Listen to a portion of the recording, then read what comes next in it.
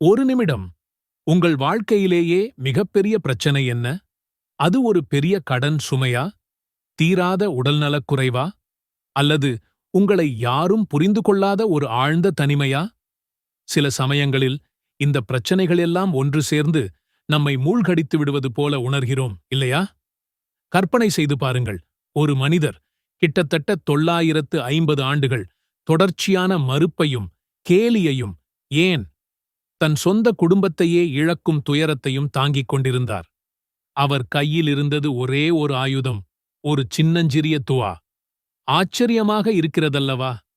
ஆனால் அந்த துவாவை அவர் ஓதிய வெறும் 30 வினாடிகளில் அவரையும் அவரை பின்பற்றிய ஒரு சிலரையும் அல்லாஹ் உலக வரலாற்றிலேயே கண்டிராத ஒரு மிகப்பெரிய பேரழிவிலிருந்து காப்பாற்றினான். அது வெறும் ஒரு வரலாறு மட்டுமல்ல. இன்று அதே துவா உங்கள் வாழ்க்கையிலும் மிகப்பெரிய மாற்றத்தை கொண்டு வர முடியும். எப்படி? இந்த வீடியோ முடியும் வரை கவனமாக இருங்கள். ஒருவேளை உங்கள் வாழ்க்கையின் திருப்புமுனை இதுவாக கூட இருக்கலாம். நூஹ் அலைஹிஸ்ஸலாம் அவர்கள் வாழ்ந்த காலம் மனித குல வரலாற்றில் ஒரு இருண்ட அத்தியாயம். ஆதம் அலைஹிஸ்ஸலாம் அவர்களுக்குப் பிறகு சுமார் 1600 ஆண்டுகள் கழித்து மக்கள் ஒவ்வொரு கிராமத்திலும், ஒவ்வொரு வீட்டிலும், ஏன் ஒவ்வொரு மனதிலும் வெவ்வேறு சிலைகளை, வெவ்வேறு தெய்வங்களை உருவாக்கி வணங்கிக் கொண்டிருந்தார்கள். இவைதான் நம்மை அல்லாஹ்விடம் சேர்க்கும் என்று அவர்கள் குருட்டுத்தனமாக நம்பினார்கள். ஆனால் உண்மையில் அவர்கள் செய்தது என்ன தெரியுமா? அல்லாஹ்வை முழுவதுமாக மறந்து தங்களை தாங்களே மோசடி செய்து கொள்வதுதான். நூஹ் நபி அவர்கள் கிட்டத்தட்ட 1000 ஆண்டுகள் வாழ்ந்ததாக கூறப்படுகிறது. அதில் 950 ஆண்டுகள் தனது மக்களை ஒரே ஒரு செய்திக்காக அழைத்துக் கொண்டிருந்தார். நீங்கள் வணங்குவது அனைத்தும் பொய். உங்களை படைத்தவன், நிர்வகிப்பவன் ஒரே இறைவன் மட்டும்தான். 950 ஆண்டுகள். இதை கற்பனை செய்து பார்க்கவே நமக்கு கடினமாக இருக்கிறது. உங்கள் தாத்தா, அவரது தாத்தா, அவரது தாத்தா, இப்படி பல தலைமுறைகளுக்கு ஒரே செய்தியை ஒரே மனிதர் சொல்லிக் கொண்டிருக்கிறார். ஆனால் அந்த மக்கள் என்ன சொன்னார்கள் தெரியுமா? நூ, நீ ஒரு பைத்தியம். நீ எங்களுக்கு ஒரு புதிய மதத்தை கொண்டு வருகிறாய் என்று கேலி செய்தனர். இதை கேட்கும்போதே நமக்கே ஒரு சலிப்பு ஏற்படுகிறது, இல்லையா? அப்படியென்றால் நூஹ் நபி அவர்கள் எப்படி உணர்ந்திருப்பார்? மனச்சோர்வு, ஆழ்ந்த தனிமை, இடைவிடாத கேலி, இதுதான் அவரது ஒவ்வொரு நாளின் யதார்த்தம். அவர் ஒரு நபியாக இருந்தபோதிலும் மனித உணர்வுகளுக்கு அப்பாற்பட்டவர் அல்ல. ஒவ்வொரு நாளும், ஒவ்வொரு தொழுகையிலும், ஒவ்வொரு பிரச்சாரத்திலும் அவர் இந்த போராட்டத்தை எதிர்கொண்டார். மக்கள் அவரது அழைப்பை நிராகரித்தது மட்டுமல்லாமல் அவரை அவமானப்படுத்தவும் செய்தனர். இது ஒரு நபிக்கு ஏற்பட்ட மிக கடுமையான சோதனையாகும். நிலைமை கைமீறிப் போனது. நூஹ் நபியின் தொடர்ச்சியான அழைப்புகளும் மக்களின் மறுப்பும் ஒரு கட்டத்தை எட்டியபோது அல்லாஹ் அவருக்கு வஹி, இறைச்செய்தி அனுப்புகிறார். நூஹ், நீ ஒரு கப்பல் கட்டு. இதைக் கேட்ட நூஹ் நபி திகைத்திருக்கலாம். ஏனெனில் அவர்கள் வாழ்ந்த ஊரில் ஆறு இல்லை, கடல் இல்லை, அருகில் கூட ஒரு துளி நீர் இல்லை. கடைசியாக பார்த்தது வறண்ட பாலைவனம் போன்ற நிலம்தான். ஆனால் அல்லாஹ் சொன்னார், கட்டு. இறைவனின் கட்டளையை ஏற்று நூஹ் நபி மரங்களை வெட்டத் தொடங்கினார். ஊர் மக்கள் சிரித்தனர். நூஹ், நீ இப்போது கப்பல் கட்டும் தொழிலாளியா? உன் வயதில் உனக்கு என்ன பைத்தியம் பிடித்திருக்கிறது என்று கேலி செய்தனர். ஒவ்வொரு மரக்கட்டையை அவர் இணைக்கும் போதும் அவர்களின் கிண்டல் அதிகரித்தது. ஆனால் நூஹ் நபி நிதானமாக ஒரே ஒரு பதிலை திரும்பத் திரும்பச் சொன்னார்.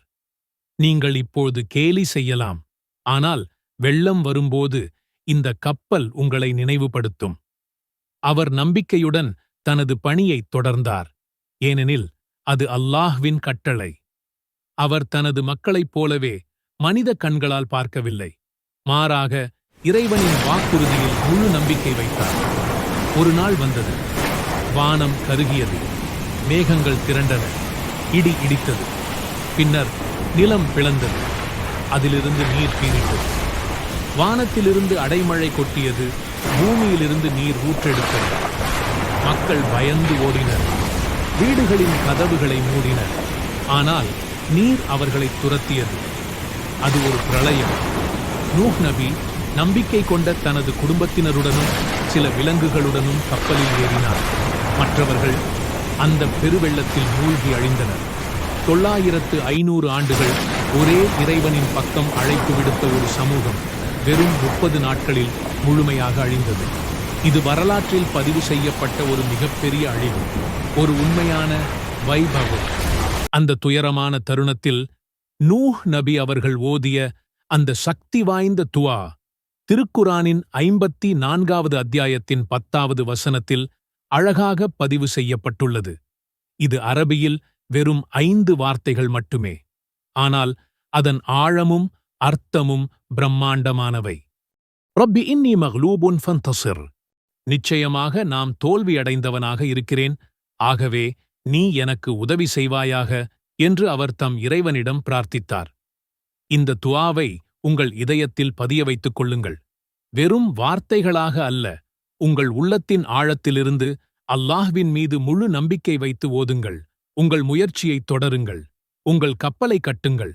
உங்களால் முடிந்த அனைத்தையும் செய்யுங்கள். அல்லாஹ் உங்கள் முயற்சிக்கு, உங்கள் நம்பிக்கைக்கும் வெற்றி தருவான். அது ஒரு வேலை, ஒரு திருமணம், ஒரு உடல்நலப் பிரச்சனை அல்லது உங்கள் மன அமைதிக்கான போராட்டமாக இருந்தாலும் சரி. இந்த ஒரு வரி உங்க வாழ்க்கைய மொத்தமா மாத்தும்னு சொன்னா நம்புவீங்களா? நான் பொய் சொல்லல.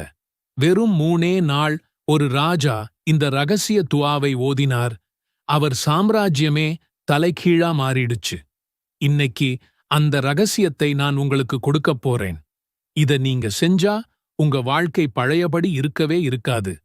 ஒரு ராஜாவுக்கு எல்லாமே இருந்தும் அவர் தோத்துக்கிட்டே இருந்தார்னு யோசிச்சு பாருங்க. அதுதான் சுலைமான் நபி. எல்லா பக்கமும் எதிரி, கையில காசு இல்ல, கூட பிறந்தவங்களே நம்பல. அவர் வாழ்க்கையின் கடைசி கட்டத்துல இருந்தார். இறைவா, என்னால முடியலன்னு கத்தினார். அப்போதான் அது நடந்தது. இந்த அசாத்தியமான துஆ அவருக்கு கொடுக்கப்பட்டது. ரப்பிக்ஃபிர் லீ வஹப் லீ முல்கன் லா யன்பகி லிஅஹதின் மின் பஅதி இன்னக அன்தல் வஹ்ஹாப். ரப்பிக்ஃபிர் லீ வஹப் லீ முல்கன் லா யன்பகி லிஅஹதின் மின் பஅதி இன்னக அன்தல் வஹ்ஹாப். என் இறைவனே, என்னை மன்னிப்பாயாக. பின்னர் எவருமே அடைய முடியாத ஓர் அரசாங்கத்தை எனக்கு நீ நன்கொடையளிப்பாயாக. நிச்சயமாக நீயே மிகப் பெரும் கொடையாளியாவாய். 3 ராத்திரி இதை சொன்னார். அடுத்து நடந்ததை நம்பவே முடியாது. அப்போ இந்த துஆல அப்படி என்ன ரகசிய கோட் இருக்கு? அதாவது, யாருக்கும் கிடைக்காத அதிகாரம் எனக்குக் கொடு. நீங்க சாதாரண உதவி கேட்கல, மனுஷனால சாத்தியமே இல்லாத ஒன்ன கேக்குறீங்க. இந்த துஆ மனுஷ கண்ட்ரோலுக்கு அப்பாற்பட்ட பிரச்சனைகளை சரி பண்ணும்.